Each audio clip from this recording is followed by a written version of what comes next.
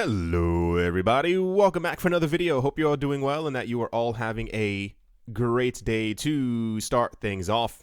Speaking recently to CNBC, the crypto oracle partner, his name is Lou Kerner, recently said that long-term Bitcoin holders have reaped massive gains every couple of years.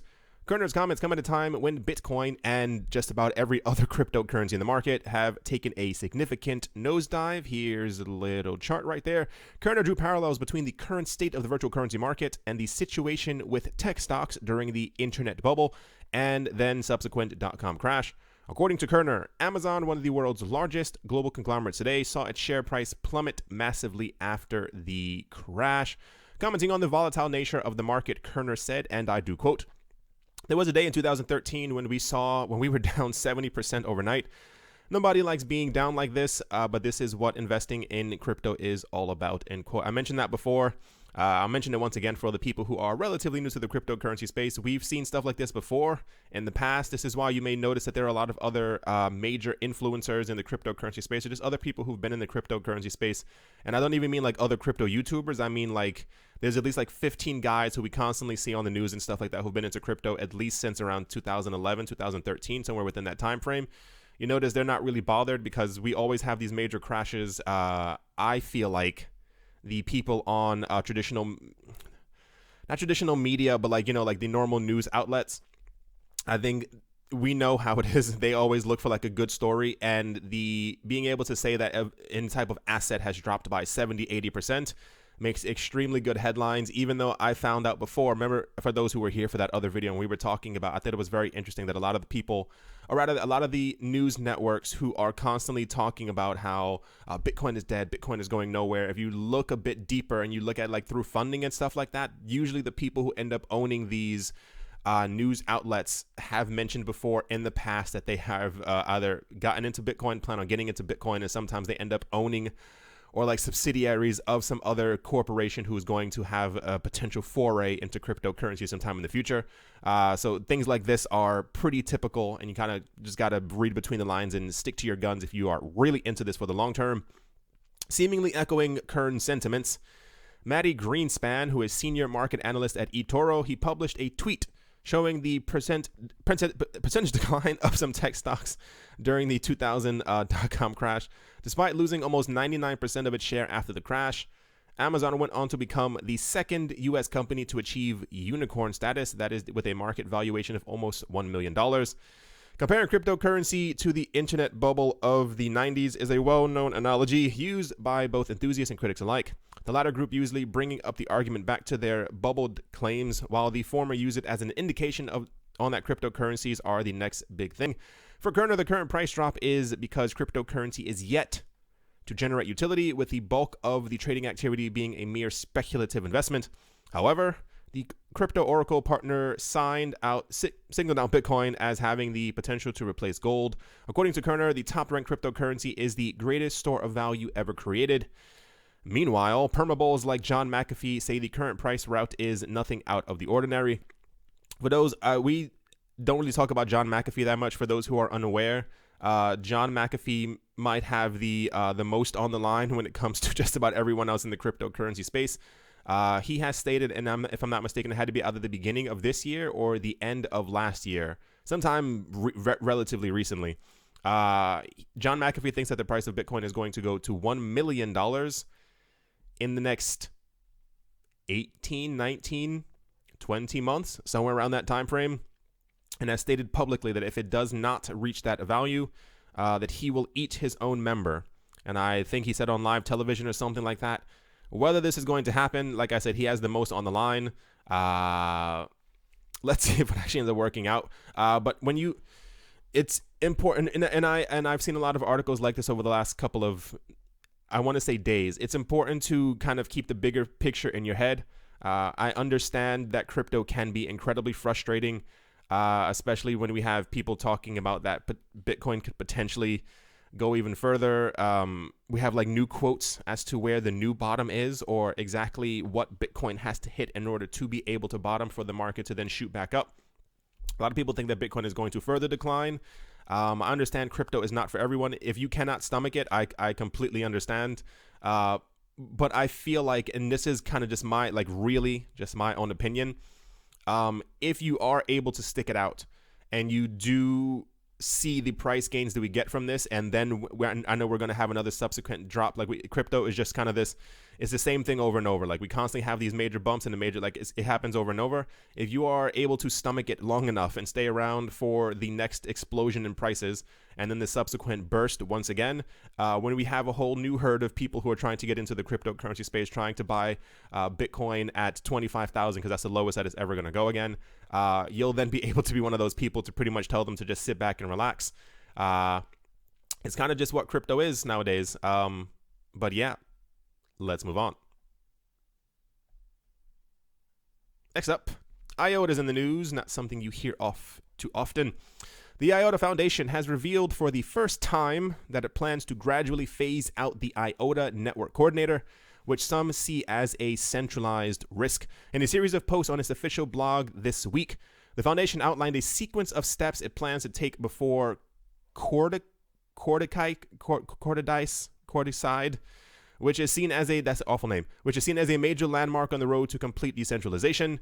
While IOTA is not a blockchain, but a directed acyclic graph, or a DAG, it does, however, employ a proof-of-work network security mechanism like a blockchain. This means that, in theory, if a user were to command enough of the network's hashing power, they could bend the consensus rules to do anything they wanted to, including double spending and network splits. This was a particular real risk for IOTA because, unlike Bitcoin or Ethereum, which have thousands of miners, the IOTA network's hashing power was relatively small, meaning it would be less difficult for an attacker to gain control of it. Little side note, and I can't be the only one, I maybe just didn't dig deep enough into the IOTA project. I had no idea that IOTA had miners. That was not something that was ever told to me, or that IOTA even needed hashing power. The way that I got the IOTA project before, or even the way that it was explained to me when it kind of first came out and I threw it to the side, it was pretty much that it was pre-mined and that it was not a proof of, like there was just no real, you kind of had to have a node in order to be able to, like, verify transactions and stuff like that, but there was no mention of that. Is a little new to me, but like, I mean, like, to be 30,000% honest, IOTA is not something that's, like, typically in the news every single day. To forestall such a scenario, the IOTA Network Coordinator was created with a primary remit of preventing double spends, known as COO. The coordinator, which is controlled by the IOTA Foundation, issues periodic transactions known as milestones. If any transaction on the IOTA network is not directly or indirectly references by a milestone, it is not confirmed. While this gives the foundation a certain amount of control over the network, it should be noted that it does not allow for transaction history to be changed or user funds to be accessed.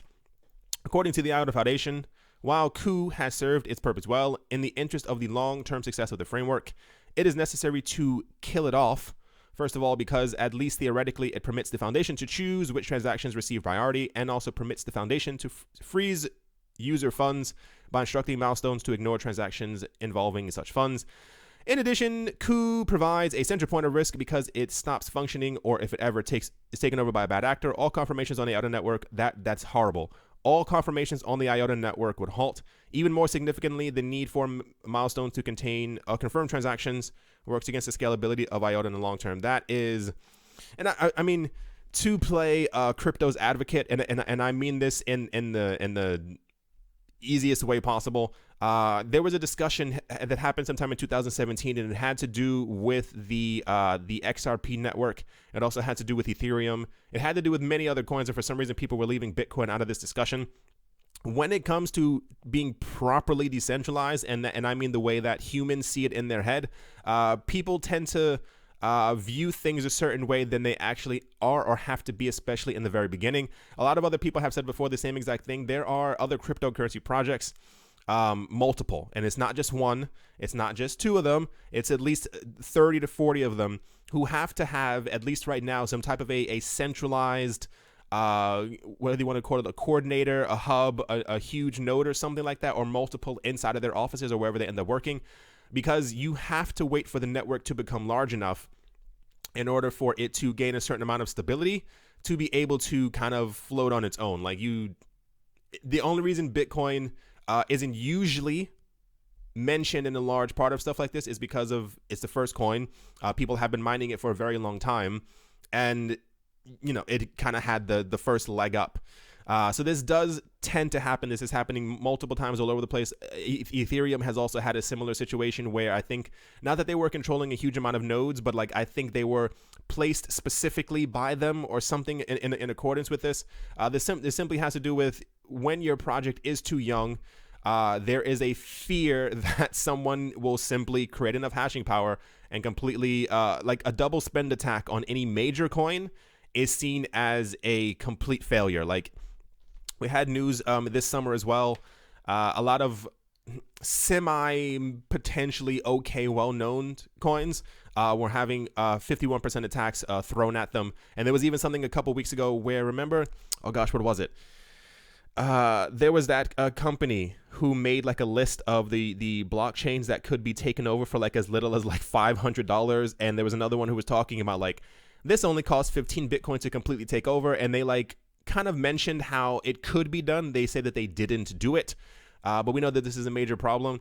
So at some point, this will be resolved. People will figure out exactly how to kind of get over all of these woes and stuff like that. But like I said, trying to play the advocate here, it does have to happen. There isn't a such thing as pure decentralization right off the bat. Even if your partner, even if your company, whatever you want to call IOTA at this point, has been around for I think about 2 years, 2.5, maybe 3 years or something like that.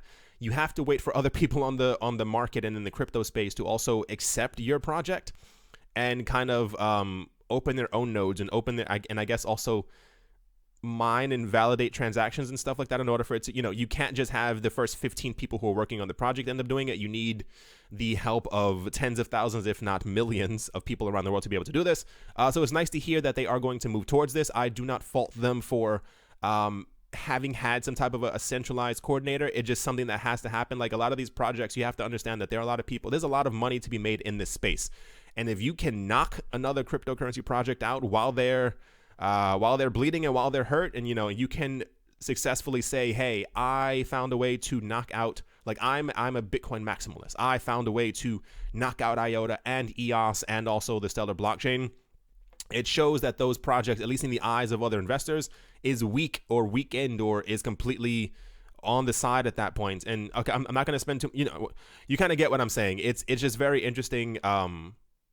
I commend them for having announced this. A lot of people on other projects have tried to do this, like not on the side, but they try to make sure, because the word decentralization is such a very big thing in the cryptocurrency space. If someone can prove that you are 1% centralized and therefore your entire project is crap, but it has to happen. There's no way at the moment to have complete security on your network and also be 100% decentralized. It's just not something that happens. Yeah, let's move on. Next up, once again, for those who do not know, the Ledger people are having a Black Friday sale. It's actually a Black Weekend sale, if you kind of want to call it that. I've been informed, or rather I've seen around, that first of all, the Ledger that they're selling is the Black Matte one. It's 50% off from its normal price. Obviously, that's what 50% means. And it is going on until the 26th of November. That is, I think, for the entire weekend. So if you were looking or thinking about getting a Nano Ledger S to store your cryptocurrencies on, now may be the time to do so. This is not paid advertisement. I do not do that on this video or any other video or even on the channel, but I do have an affiliate link listed below for those who are interested in this. I thought it was interesting. I know I mentioned it yesterday in yesterday's video, but I didn't realize that. I thought it was just for Black Friday, so this actually extends it a little bit more for anyone else who is trying to or has been thinking about getting one. Now could be your time. Alrighty, let's move on. Probably one of the, okay, so a little bit of a backdrop to this story. I have always had a love, I kind of hate you, love relationship with Bitcoin. I think it's excellent. I do think it's great. I have my issues with it as far as like the scalability and stuff like that. I don't care for the fact that many people think that Bitcoin is going to be the only cryptocurrency that we have in the world. I think those are very big stretches. But on the other side is the Lightning Network, and it's something at the very beginning there was a lot of I don't want to say like misconceptions. A lot of these things are actually still true. Like we do know that to a certain extent, Lightning is also centralized, and it goes into the same exact discussion that we were having before with IOTA. Like certain things like this have to happen. You have to have generalized hubs and or spaces that not control a huge section of the network, but that kind of get the ball rolling. Like you can't just wait for people around the world. Anyway, the point is, I've grown to love the Lightning Network, especially since I found that it can actually be adopted by other cryptocurrency projects. And yeah, I'll give you a little bit of what's been flowing through my mind, like actually the last like 4 or 5 days. And this is why I think this information is actually quite interesting. And this is also like an update to what we even just had, I think about a week and a half ago. We also had Lightning Network news, but this is even further than where we are or were before. It says a sudden influx of nodes on Bitcoin's Lightning Network has seen capacity increase to new all-time highs, as the scaling solution is now handling over $2 million in Bitcoin. Data from monitoring source 1ml.com reveals the past week has seen overall capacity shoot up almost 300% to 438 BTC. An analysis of top capacity nodes on the Bitcoin mainnet Lightning Network implementation shows multiple new entries from the same provider, most of which dwarf the capacity of the network's previous largest fairly cheap node, which provided around 15 Bitcoin. Here's a little list of the nodes and stuff like that. The number of channels has also skyrocketed, hitting more than 12,000 as of press time of November 22nd. What we had information about before was that I think Bitcoin's Lightning Network had shot up to around, I think it was like 1.5 million capacity or something like that. And then the next couple of days later, it's like constantly going higher and higher, which is relatively good news. As Bitcoin is reported earlier this month, the network has already passed a conspicuous milestone in node count, reaching 4,000 with a capacity of 118 Bitcoin at the time, also a record. The largest giant leap forward, meanwhile, caught the attention of businesses such as world's biggest exchange known as Binance, while on the shop floor, addition also appears to be slowly entering the consciousness of Bitcoin users. A photograph of a shop in Melbourne, Australia, uploaded to Reddit by user Distributed Futures on the 22nd of November, features or shows the side of a Bitcoin acceptance banner, including Lightning Network. I'll show that to you right here. For those who can kind of see that, even the photo is a little blurry. Pretty weird shop. They sell bathroom books. Okay, so the entire point of this is that Lightning Network, if I'm not mistaken, was kind of thrown into the world at the beginning of this year. And what we've seen is that obviously, slowly but surely, the Lightning Network has been increasing its range. This is important for a number of reasons. We need it to kind of happen in order for, let's say, like full acceptance of Lightning Network to actually end up happening. Obviously, same exact thing that we had news about a couple of weeks ago, that the SegWit transactions on the network had finally surpassed, I think, 50% of the Bitcoin total network. If I'm not mistaken, this was the news about two weeks ago. What's interesting about SegWit is that we now have a situation where Bitcoin transactions, people are testing them on the network. At least for the time being, I'm still a bit wary of what exactly is going to happen when we do have the next bull run, because Bitcoin transactions right now are around anywhere from like 2 cents to like 15 cents. Which is still incredibly good for those who were here before and they have seen the double-digit Bitcoin transaction fees. But what we have with the Lightning Network right now is that a lot of the Lightning Network's nodes that are being put online have transaction fees of around like 1 Satoshi, which is nothing. I was looking at people talking about who are running their own Lightning nodes, and they were like, if you're looking to get into this to profit, you're probably not going to do very well. The simplest way that the Lightning Network works, or for me to be able to kind of explain this, is like you set up a node and you like preload it with Bitcoin. This was one of my major things that I didn't really care for, and I understand now exactly why they're doing this, and I'll get into it in a second. You have to preload your node with Bitcoin. So let's say you have 0.10 Bitcoin. You have a tenth of a Bitcoin and you decide to load half of that into the network. You can then do 0.001 into a payment network channel, and therefore, since you did half of a Bitcoin, you can essentially open up 50 different payment networks through the network, set up your fees for being able to send the transaction through the network, and you would then essentially receive if you're trying to compete with the other people on the network. 1 Satoshi per transaction that's happening through the network. That may not sound like a lot to you. This is more so geared towards people who not only believe in the future of Bitcoin, but also believe in the future of the Lightning Network. And I found it quite surprising how quickly that is actually growing. I think a lot of people are starting to get into it. Oh yeah, on the other side, when I was talking about one of the things what I didn't like about the Lightning Network having to preload Bitcoin onto its thing, part of the problem is that is two sides of it. Part of the problem is, and this has been talked about by many other, even like other Bitcoin maximalists, if you are trying to create a payment channel or multiple payment channels, and okay, I'll put it this way.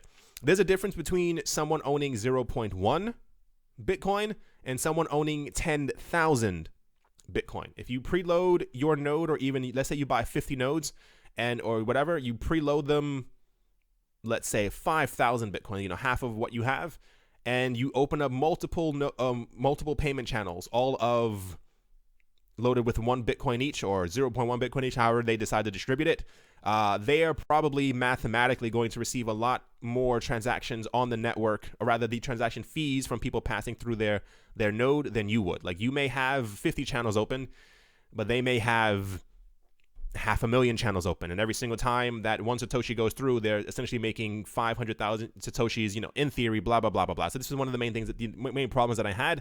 But if you look a bit closer, and I realized that a lot of other projects have actually been mimicking this idea, it comes down to all the Bitcoin that are going to be preloaded into Lightning Network nodes will pretty much be stuck there. And I mean, not like stuck forever, but I mean, like, if you preload it with something and you want to make money from money flowing through the Lightning Network, you are going to keep your Bitcoin on the Lightning Network so that it kind of stays there and continues to generate you a bit of income on the side as transactions are passing through the Lightning Network. And what I thought was really interesting a couple weeks ago, when it finally clicked in my head, I'm a bit slow. It finally clicked in my head, and I was like, this is exactly what EOS is doing. This is exactly what many other platforms are doing, where you're essentially, in another way of looking at it, you're essentially staking your Bitcoin on the Lightning Network to be able to have other transactions pass through it. But what ends up happening is, if the Lightning Network actually ends up exploding, the current capacity right now is $2 million in Bitcoin. What happens when, or if, in theory, should we have 10% of all Bitcoin locked and loaded into nodes on the Lightning Network, and therefore these 10% of cryptocurrencies, or rather Bitcoin, aren't simply being used? Not only does this help the Lightning Network tremendously, because, I mean, all that Bitcoin would whatever. You kind of get what I'm saying. I don't have to really further elaborate. It's just something that was kind of in my head, and I thought that it was very interesting how far that we've come. Kind of on the same exact topic, same exact route. This is 135,000% not paid advertisement. Like I once again said, I don't do that on this channel, but it's interesting how life works out when you think about something for so long and then it kind of like falls into your lap. This is something called the Casa store, and they sell something called a Casa node. And I saw this floating around, and I didn't pay attention to it for maybe like 2 or 3 days, and it kept on popping up. It actually appeared on my YouTube little thing on the side where it says like, watch this video, you might like this, watch this video. And I finally clicked on it. I can't remember the name of the YouTuber's name. I want to say it's Crypto Bobby. Don't quote me on that at all. He was probably, I think, the only video that I found with someone who actually had one of these. Apparently the entire story behind it is that they had only like 100 or something available for people around the world to be able to get one of these. This is pretty much a Lightning node. And one of my major quirks that I had before in the past with the Bitcoin Lightning Network is that I should have had a tab open, is that if you wanted to open your own Lightning node, you needed to pretty much know how to code. Like, it looked completely insane. I watched other people talking about how to make their own Lightning node, and they were like 27-minute videos with them adding in code and talking about how simple it was, and you had to copy and paste this, and you had to add in like 14 of this. I don't have time for that. Like I have zero patience for stuff like that as well. In order for crypto to be able to succeed, we need an enormous amount of like simplicity in the market. And when I saw, I think it was Crypto Bobby. Please don't quote me on that. I think it was a major YouTuber. The point is, you'll be able to find it easily if you look for the video. Type in like Casa Node Lightning on YouTube. You'll definitely be able to find it. And the way that he showed the actual like setup for it made me want to buy one of these. And then I saw the price and I was like, what it comes down to, he plugged it into his computer, he loaded it up, and it pretty much had to sync with the Bitcoin blockchain and the Lightning Network nodes, and like I think the Lightning Network blockchain, if you kind of want to call it that. And then it was like preload, your node with it. He sent Bitcoin over, and that was it. It was incredibly simple. And I think we need more things like this. I think whoever created this is an absolute genius. Once again, not paid advertisement. And on the second hand as well, I'm going to assume, and that's just me and my personal opinion, that if the first one of these to come out cost $300, someone else is going to copy them because we live in a very copycat world. The next one's probably going to be $199. And then I think eventually within the next 2 years, we're probably going to have one that's around $49.99. I think it's because the technology is relatively new, or maybe you are paying for the convenience of how it is. Other people will also make it convenient, and I am probably going to wait myself unless they end up having their own Black Friday sale with a 50% off. Me personally, I'm going to pass. I think the idea is absolutely genius. I can't actually wait to get something like this to be able to help, because I love being able to help the decentralization of these networks and also the expansion of them as well. I think we need more things like this. Like, this simplifies crypto so much, or even just the adding, like, imagine how if we had multiple things like this, or even just one and all, where you could be a node for multiple other cryptocurrencies, and you could help multiple different networks, and you could help with the decentralization. Like, if around Christmas time, if you were able to hand one of these to 5 of your family members because they cost $49.99 each, give them each a node, and then that's 5, 6, 7 extra nodes that we have on the cryptocurrency networks. The point is, like I said, I think life is very interesting how things kind of work out. A lot of news about the Lightning Network flowing around, simply because we keep expanding on the Lightning Network. And then I found this thing floating around randomly that there's a Bitcoin Lightning node that is extremely easy to set up. Yeah, I guess I'm done with this topic. I find it very exciting. Like I said, I always have issues with projects when they first end up coming out. It's not because I don't understand them. It's because I have my own ideas of how crypto should evolve or how it should work. But I think the idea, whoever thought of it, of essentially locking up your Bitcoin inside of a node so that other transactions can go through it, and you are incentivized in a way to keep your Bitcoin locked up in that node so that payments can go through it, so that you are then paid, if you will, through the transactions that are happening through the transaction fees, is kind of genius. I wonder if something else like this will come out for Bitcoin as well, or like someone else is slowly developing something that is going to be like this. Other projects where you have to, this is part of the reason why I like EOS a lot, is because the idea is that if you want to create anything or build anything on top of the EOS network, you have to lock up your coins inside of the network to be able to secure your bandwidth and your space on the network. And eventually, as time goes on over the next 2, 3, 4, 5 years, should we have tens of thousands of things being built on top of the EOS network, that's a lot of space that's being taken up on the network, or rather the amount of coins that are going to be staked inside of the network so that people secure their spot. And logically speaking, there will be less circulating coins going around, and this could also end up happening for the Bitcoin Lightning Network. But without further ado, just thought I'd share all of that because it's incredibly interesting. And yeah, let's finally move on. Next up, Ethereum is in the news today. Where's the word? There we go. The CEO of Binance, his name is Changpeng Zhao, has on numerous occasions mentioned his personal philosophy of creating on the blockchain wherever the markets are on the decline. This can be seen in his most recent tweet only a few days ago when referring to the current crypto market decline. He said that. Further, using Mr. Zhao's philosophy and also keeping in mind the recently concluded Ethereum developer conference, we find the developers of the latter network are hard at work building on the famous smart contract platform. The Ethereum network was the first to introduce the concept of smart contracts that brought the ICO boom of 2017 and 2018. However, the bear market has erased all gains. We know that news reaching Ethereum World News from CoinDesk indicate that developers on the Ethereum network could be working to accelerate the progress of updates on the famous platform. The need to build solutions came quickly after the recently concluded DevCon 4 event that was hosted in Prague. The meeting that discussed the acceleration of the roadmap seems to have been attended by a few Ethereum developers. Joseph Lubin was one notable attendee. The full list includes developers such as names. Other upgrades discussed in the meeting include the following. This is what they are thinking about doing. System-wide upgrades possibly or probably for mid-2019 and not part of the earlier mentioned hard forks. The upgrade involve replacing the Ethereum virtual machine with the Ethereum flavored WebAssembly, or EWASM. The EWASM is defined as a new portable, size and load time efficient format.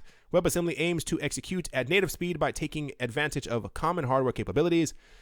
Available on a wide range of platforms, WebAssembly is currently being designed as an open standard by a W3C community group. Introduction of rent, or what is known as storage fees for smart contracts, and this is probably this goes hand in hand exactly with what's going on. So the idea of rent is incredibly intelligent, because what we have right now is that the Ethereum network and many other networks that are smart contract providers and stuff like that, they are clogged with tens of thousands, if not hundreds of, I don't want to say millions at this point, potentially hundreds of thousands of smart contracts that are or have been executed, but the code is still kind of floating around on the tree. It's not really doing much.